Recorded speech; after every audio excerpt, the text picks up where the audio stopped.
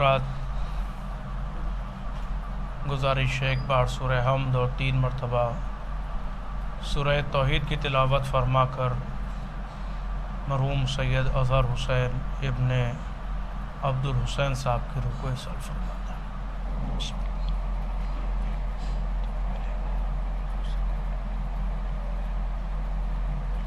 بسم اللہ الرحمن الرحیم۔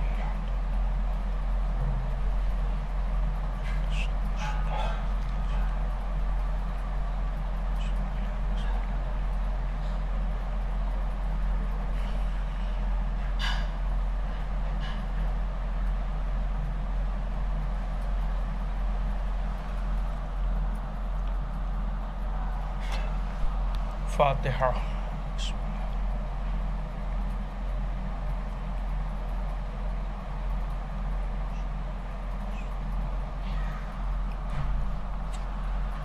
اعوذ باللہ السمیع العلیم من الشیطان اللعین الرجیم، بسم اللہ الرحمن الرحیم،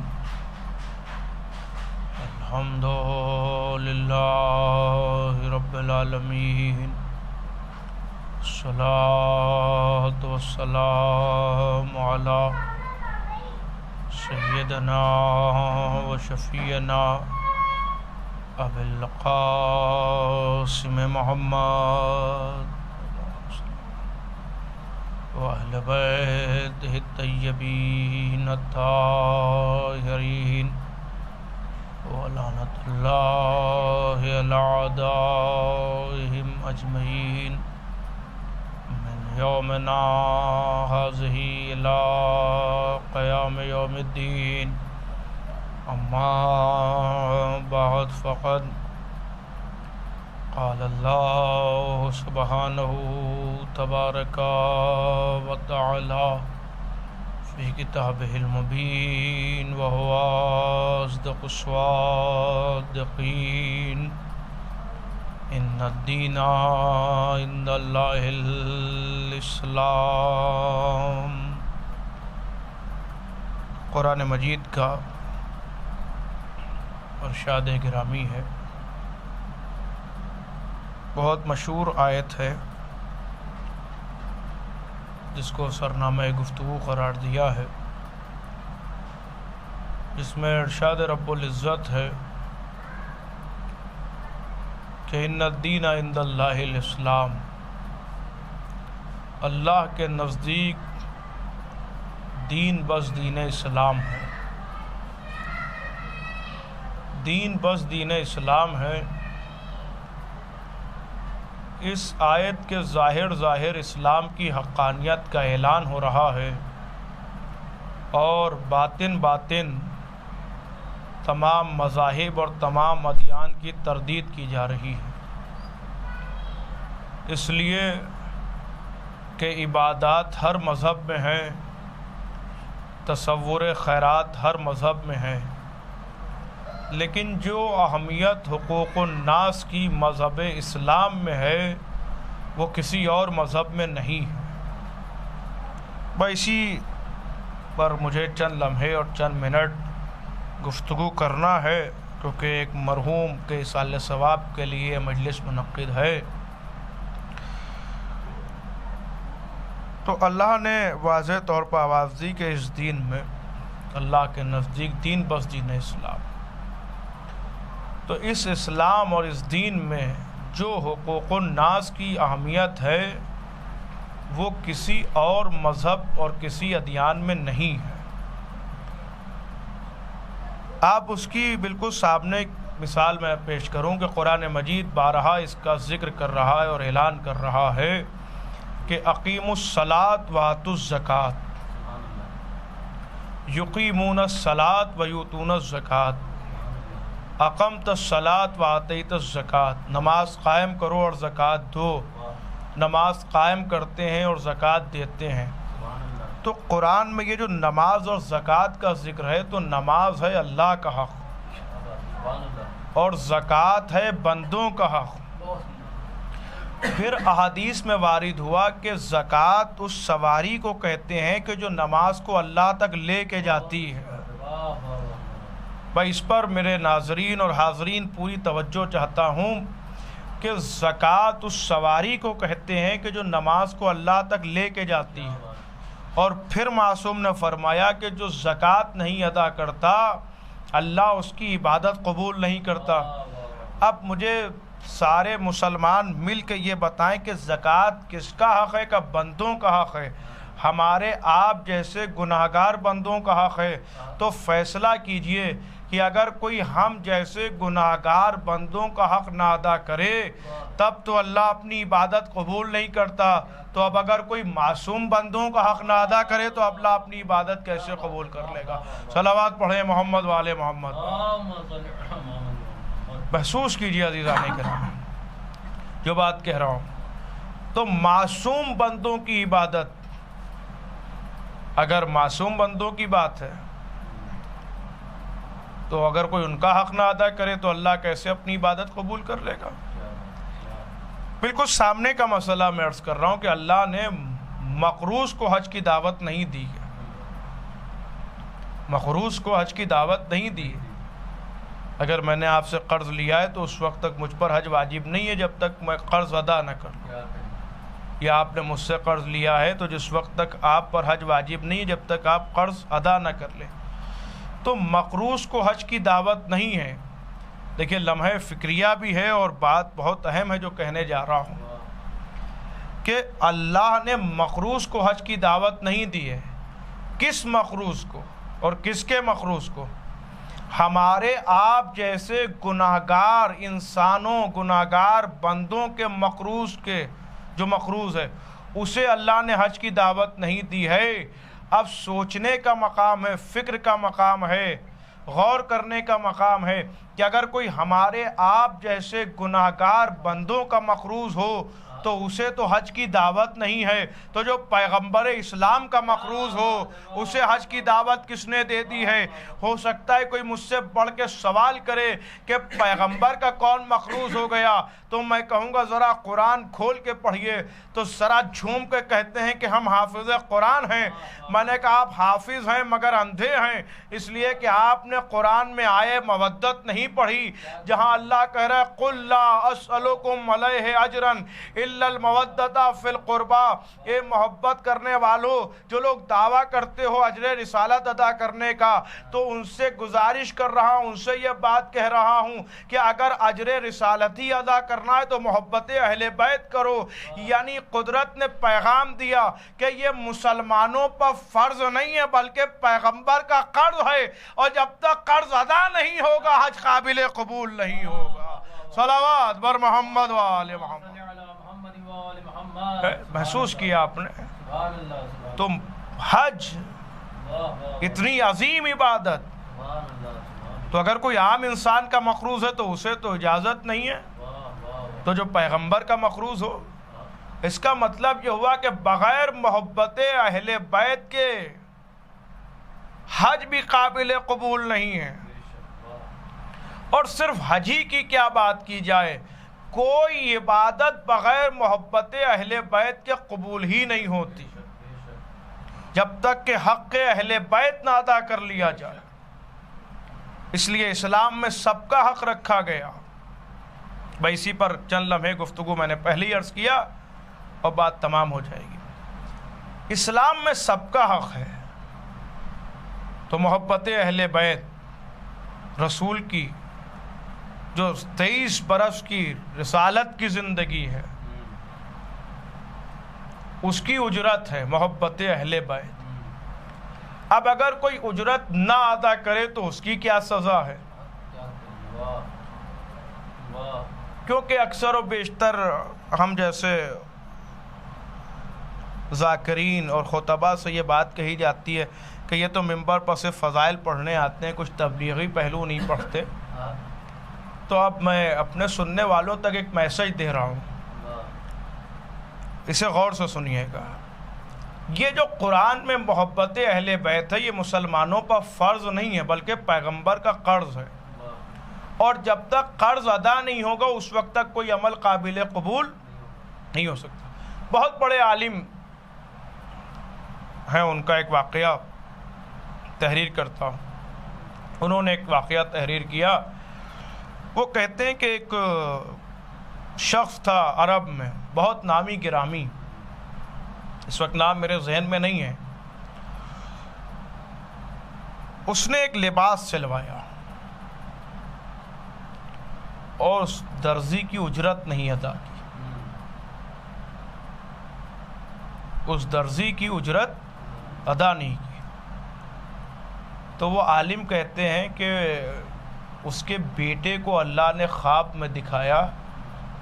اس کے بیٹے کا بیان ہے کہ میں نے دیکھا کہ میرا باپ ایک جنگل میں ہے، اور جہاں ایک شخص ہے، ابھی اس نے یہ بھی نہیں تصور کیا کہ یہ میرا باپ ہے. ابھی تو وہ دیکھ رہا ہے کہ ایک شخص ہے جو جنگل میں ہے، اور دیکھا کہ الٹا لٹکا ہوا ہے، اور اس کے لباس سے آگ نکل رہی ہے. آگ نکل رہی ہے، اور اس آگ سے چربی پگھل پگھل کے زمین پر گر رہی ہے. وہ کہتا ہے جب میں قریب پہنچا تو دیکھا کہ یہ میرا باپ ہے. تو میں نے ہاتھوں کو جوڑ کے کہا کہ آپ تو اتنے عبادت گزار تھے، متقی تھے، پرہیزگار تھے، کوئی لمحہ آپ کا عبادت سے خالی نہیں ہوتا تھا، پھر یہ سزا کیسی؟ تو آواز آئی کہ میں نے ایک درزی سے ایک لباس سلوایا تھا اور اس کی اجرت نہیں ادا کی تھی، یہ اس کی سزا ہے. اب سوچنے کا مقام ہے کہ جب دنیا کے درزی کا یہ عالم ہے، اگر کوئی اجرت نہ دے تو اس کی تو یہ سزا ہے، تو جو پیغمبر اسلام کا مخروض ہو، اگر کوئی وہ اجرت نہ ادا کر رہا ہو تو کتنی بڑی سزا ہوگی.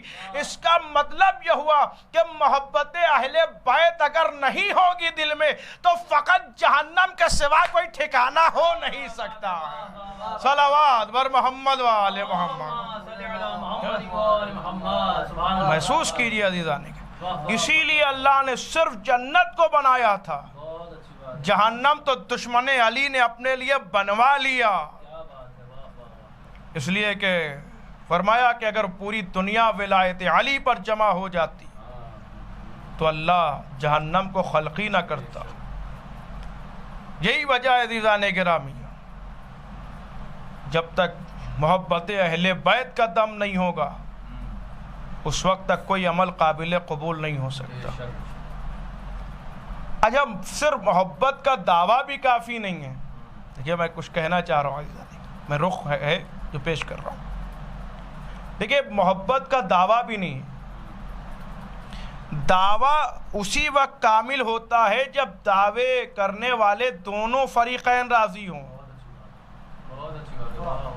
بھئی ہم تو کہہ رہے ہیں کہ ہم ان سے محبت کرتے ہیں، یہ بھی تو ثابت ہو کہ وہ بھی ہم سے محبت کرتے ہیں. کہ اسے توجہ کے ساتھ سنیے جو بات کہہ رہا ہوں. ہم تو دن رات، ہر آن، ہر سانس، ہر لمحے، ہر گھڑی یہ کہہ رہے ہیں کہ ہم اہل بیت سے محبت کرتے ہیں، ہم اہل بیت کے چاہنے والے ہیں، ہم اہل بیت کے عاشق ہیں.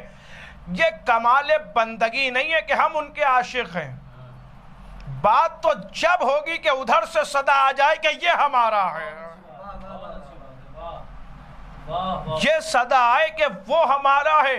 اب جو لوگ جنت اور جہنم کی بات کرتے ہیں اور ہم عاشقان اہل بیت کو منہ بنا بنا کے کہتے ہیں جنت کے لیے لالچ میں ہو رہا ہے، جنت کی لالچ میں سارے عمل ہو رہے ہیں. میں انہیں ایک ہی بات کہنا چاہتا ہوں کہ ذرا آئیے میدان محشر تک چلیے، جہاں ایک طرف جنت ہے، ایک طرف جہنم ہے، بیچ میں مولائے کائنات ہیں، جس کے لیے علی کہہ دیں گے ھذا لی، وہ جنت میں جائے گا، جس کے لیے کہیں گے ھذا لک، وہ جہنم میں جائے گا. سمجھ میں آیا اب معاملہ کیا ہے؟ ہم تو کہتے رہے کہ ہم ان کے ہیں، مگر وہ کب کہیں گے کہ یہ ہمارا ہے؟ جب میدان محشر کا ہنگام ہوگا تب آواز علی آ رہی ہوگی، یہ ہمارا ہے، یہ تمہارا ہے. صلوات بر محمد و آل محمد. دیکھیے دنیا میں کوئی کہہ دے کہ یہ ہمارا ہے، یہ کامیابی نہیں ہے.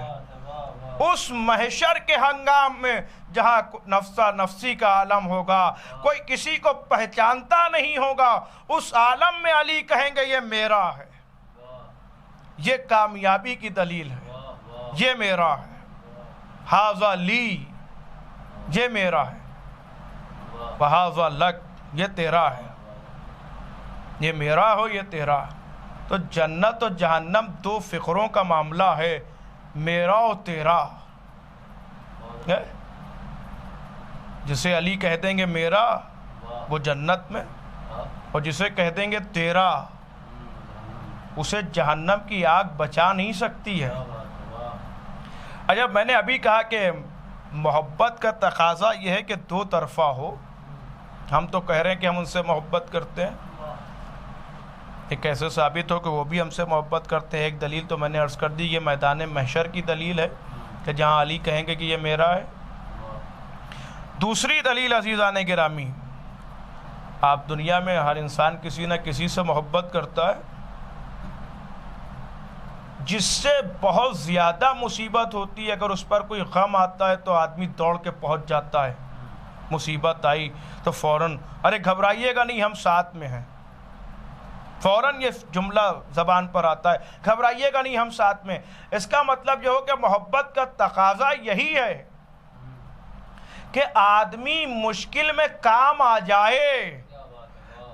اب سمجھے اہل بیت سے ہم تو محبت کرتے ہیں، وہ بھی ہم سے محبت کتنی کرتے ہیں۔ اما دلیل چاہیے تو ایک بار یا علی کہہ کے دیکھ لو، سنبھل جاؤ گے تو پتہ چل جائے گا وہ بھی ہم سے کتنی محبت کرتے ہیں۔ صلوات بر محمد و آل محمد۔ ایک بار علی کو پکار کے دیکھو، گرتے ہوئے خود ہی سنبھل جاؤ گے اور سمجھ میں آئے گا کہ جس کو محبت تھی وہ بچانے آ گیا۔ تو اب محبت کے ساتھ ساتھ حق محبت بھی ضروری ہے، اور حق محبت ہے نصرت اہل بیت۔ اسے غور سے سنیے کہ محبت کے ساتھ ساتھ حق محبت بھی ضروری ہے، اور حق محبت ہے نصرت اہل بیت۔ اسی لیے امام حسین علیہ السلام نے سن 61 ہجری میں ایک صدا بلند کی، یہ نہیں کہا کہ کوئی ہے جو مجھ سے محبت کرنے آئے، حل من ناصر ینصرنا، کوئی ہے جو میری نصرت کرنے آئے۔ اس کا مطلب یہ ہوا کہ نگاہ امام میں محبت سے زیادہ اہمیت نصرت کرنے والوں کی۔ اور آپ زیارت پڑھیے، اس میں ایک فقرہ ہے، السلام علیکم یا انصار ابا عبداللہ، اے ابا عبداللہ کے جانثاروں، نصرت کرنے والوں، آپ پر ہمارا سلام۔ لیکن سوال یہ ہے کہ آج کے دور میں ہم نصرت کیسے کریں؟ کیا کوئی لشکر تیار کریں اور دشمنوں پر ٹوٹ پڑیں، یا جو دشمن اہل بیت مل جائے ہم اس پر ٹوٹ پڑیں؟ یہی ہو سکتا ہے؟ تو ہر آدمی کہے گا ظہور امام مہدی سے پہلے یہ ممکن نہیں ہے، ظہور سے پہلے یہ ممکن نہیں ہے۔ تو آئیے تاریخ کے آئینے میں دیکھیں کہ آج کے دور میں ہم نصرت کیسے کر سکتے ہیں۔ ہمارے اور آپ کے 8ویں امام، امام علی ابن موسیٰ رضا اپنے بیت الشرف میں تشریف فرما ہے، اور جناب دیول خزائی امام کے بیت الشرف میں داخل ہوئے، اور جیسے ہی آئے امام نے دیکھ کے فرمایا مرحبا دیویل انت ناصرنا، تم ہمارے ناصر ہو۔ تاریخ داں حضرات بتائیں کہ جناب دیویل کیا تلوار چلاتے تھے، یا جو دشمن اہل بیت ملتا تھا اسے فنار کر دیتے تھے؟ تاریخ بتاتی ہے صرف اہل بیت کے حق میں شعر کہتے تھے اور امام حسین کے لیے مرثیہ کہتے تھے۔ امام کا ایک شاعر کو ناصر کہنا، ایک ذاکر حسین کو ناصر کہا۔ اب نتیجہ پہنچ جائے تو ایک ایک سننے والے سے دعا کا طالب ہوں کہ امام نے ایک شاعر کو ناصر کہا، ایک ذاکر کو ناصر کہا، اور ایک بہت بڑے اعتراض کا جواب بھی اس میں پوشیدہ ہے جو دینے جا رہا ہوں۔ امام نے ایک شاعر کو ناصر کہا، ایک ذاکر حسین کو ناصر کہا۔ امام کا ایک شاعر کو ناصر کہنا، ایک ذاکر حسین کو ناصر کہنا، اس بات کی دلیل ہے کہ یہ مجلسیں بھی نصرت کا ذریعہ ہیں، یہ محفلیں بھی نصرت کا ذریعہ ہیں۔ یہ مجلسیں بھی نصرت کا ذریعہ ہیں، یہ محفلیں بھی نصرت کا ذریعہ ہیں۔ اب اگر کوئی مجلسوں کے خلاف بول رہا ہے تو بھی نصرت امام سے روک رہا ہے، محفلوں کے خلاف بول رہا ہے تو بھی نصرت امام سے روک رہا ہے، اور کوئی عزاداری کے خلاف بول رہا ہے تو بھی نصرت امام سے روک رہا ہے۔ صلوات پڑھ دیں محمد وآل محمد۔ اس لیے کہ عزا کے دن بالکل قریب ہیں، اور اب ان مفتیوں کی پٹاریاں ضرور کھلیں گی کہ جن کے فتوے چند درہم و دینار میں بک جایا کرتے ہیں۔ علم بہت ہو گئے، تعزیہ نہ اٹھائیے، وہ ایسی عزاداری کیجئے جیسے ائمہ نے کی، ویسی عزاداری کیجئے جیسے چوتھے امام نے کی۔ اس کے ہزاروں جواب ہمارے علماء دے چکے ہیں، اور مسلسل آج علماء خطبہ جواب دے رہے ہیں۔ عزاداری کسی کے باپ کا ورثہ نہیں ہے، ایک صادق کا ایک صدیقہ سے وعدہ ہے۔ عزاداری جس شان سے ہوتی تھی اسی شان سے ہوگی۔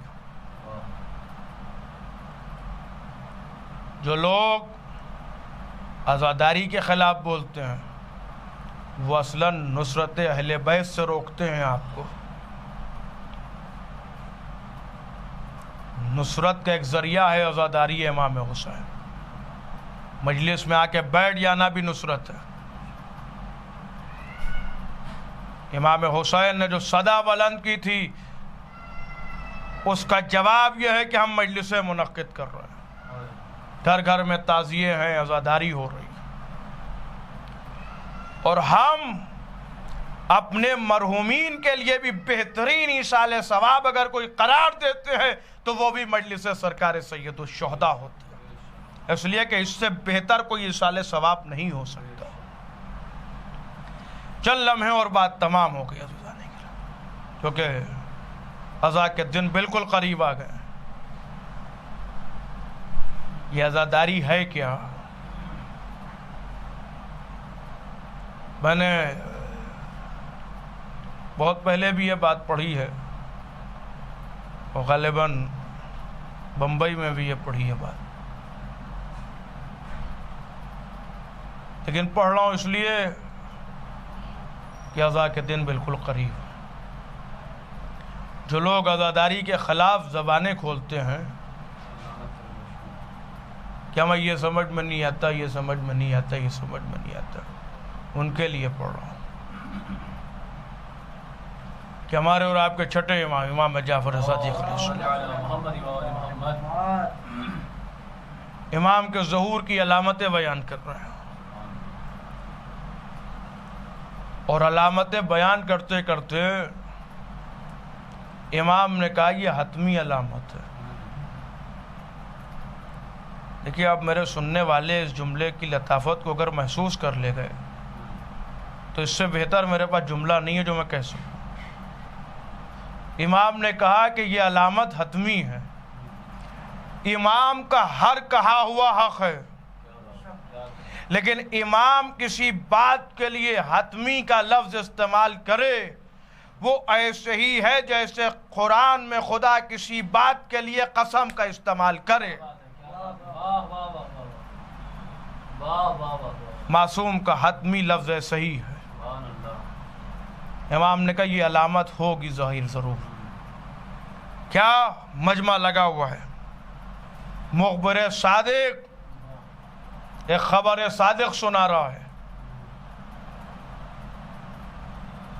کہ ایک زمانہ ایسا آئے گا کہ جب اتنی غربت آ جائے گی کہ غریب باپ اپنی جوان بیٹی کا بازو پکڑے گا اور امیر زادے کے در پہ آ کے کہے گا بیٹی لے لو، ایک وقت کی روٹی دے دو۔ دیکھیں یہ معصوم نے کہا ہے ہوگا ضرور۔ اتنی غربت آ جائے گی کہ غریب باپ اپنی جوان بیٹی کا بازو پکڑے گا اور امیر زادے کے در پہ آ کے کہے گا بیٹی لے لو، ایک وقت کی روٹی دے دو۔ مگر مسیحا اسے نہیں کہتے جو مرض بتائے اور دوا نہ بتائے، طبیب اسے نہیں کہتے ہیں کہ جو نفس دیکھ کے مرض تو بتا دے مگر دوا نہ دے. جس امام نے یہ بتایا اسی نے کچھ علاج بھی بتایا ہوگا.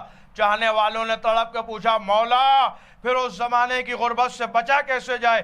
امام نے کہا اگر اس زمانے کی غربت سے بچنا چاہتا ہے تو آج میرے جد کی عزاداری پر پیسے خرچ کرنا شروع کر دے. آج میرے جد کی عزاداری پر پیسے خرچ کرنا شروع کر دے, اس زمانے کی غربت سے بچ جائے گا. آج جو لوگ کہتے ہیں تبرک پر کم خرچ کیجئے, کچھ یتیموں پر خرچ کر دیجئے, ذرا پہلے امام سے باتوں کو سمجھ لیجئے پھر عزاداری پر بولیے. صلوات بر محمد و آل محمد. پہلے عزاداری جو اماموں نے بتائی ہے اسے تو سیکھیے. ایک پھر امام نے یہ حدیث ارشاد فرمائی کہ جو میرے جد کی عزاداری پر 1 درہم خرچ کرتا ہے وہ اللہ کو مخروص کرتا ہے. 1 درہم, کیا حیثیت ہے 1 درہم کی؟ امام چاہتے تو 1 لاکھ کہہ سکتے تھے, 1000 کہہ سکتے تھے, 100 کہہ سکتے تھے, مگر نگاہ امام قیامت تک دیکھ رہی ہے. معلوم ہے کہ اس سے زیادہ غربت نہیں آئے گی کہ کسی کے پاس 1 درہم بھی نہ ہو.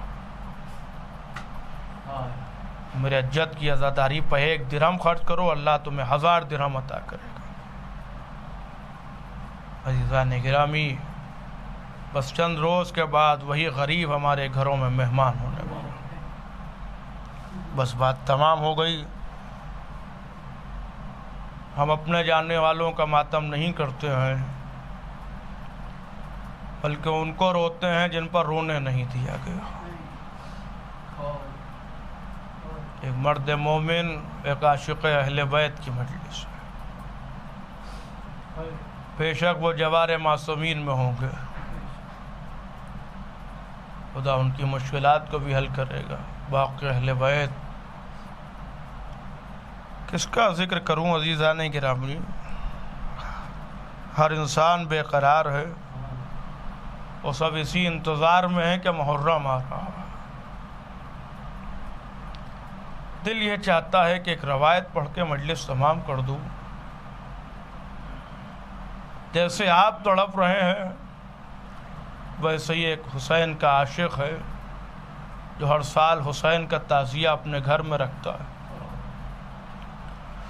ایک برس ایسی تنگی آ گئی کہ اس کی زوجہ نے پوچھا کہ آپ کی حسین کا تعزیہ ہمارے گھروں میں, کیا آپ کی حسین ہمارے گھروں میں مہمان نہ ہوں گے؟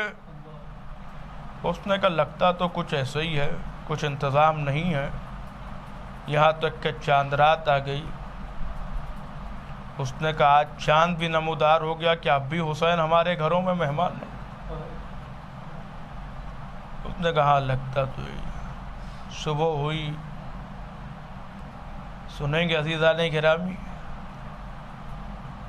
اس زوجہ نے اپنے بچوں کی طرف دیکھا اور شوہر کی طرف دیکھ کے کہا کہ یہ نعمتیں کس دن کام آئیں گی, انہیں حسین کی عزاداری کے لیے فروخت کر دو, ہم گھر میں حسین کی صف عزا بچھائیں گے.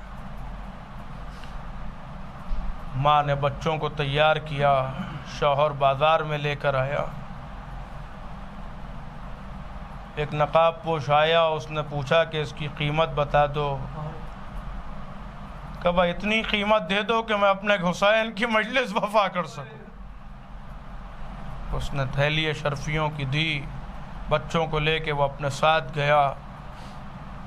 اس کے گھر میں مجلس ہو رہی تھی.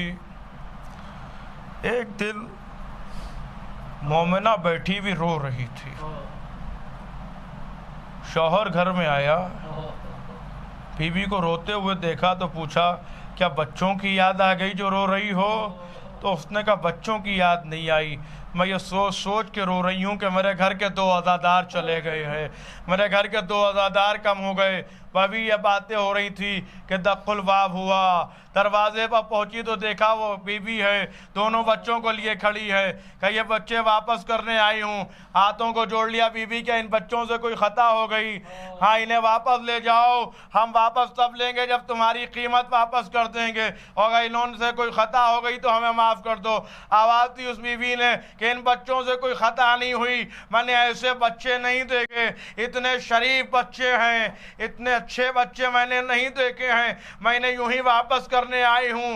جہاں جو لے گیا تھا اس نے واپس کرایا، کہا آپ کون ہیں؟ کہا مجھے نہیں پہچانا، جس حسین کی صفِ عزا بچھاتی ہے، میں حسین کی ماں فاطمہ ہوں، تیرے بچوں کو لے کر آئی ہوں۔ اس نے ہاتھوں کو جوڑ لیا، بی بی آپ کے لاڈلے کی صفِ عزا ہے، گھر میں آئیے۔ فاطمہ گھر میں آئی، مومنہ کے گھر میں واہ حسینہ واہ۔